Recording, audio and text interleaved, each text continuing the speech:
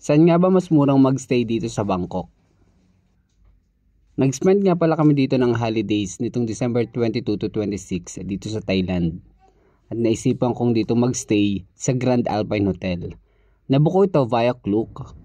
Siguro mga around 7,800 something lang ito for 5 days and 4 nights. Yung nabuko nga pala ay may free breakfast ng kasama. At sa likod nga pala nito ay may cargo. Hindi ko alam kung pwedeng magpadala sa Pilipinas, pero tingin ko pwede naman.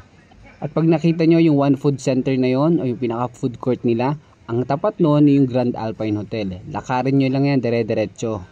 Kabilaan yung makikita nyo mga street foods dyan. Iba't ibang klase ng pagkain na makikita nyo. Meron ding mga spa at marami ding mga kalapit na hotel.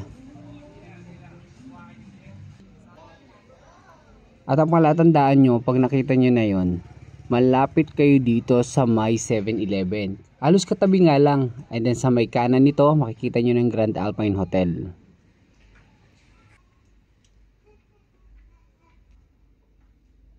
Ito yung lobby nila. And of course, meron ding elevator. At dito nga pala kami nagstay sa room 505.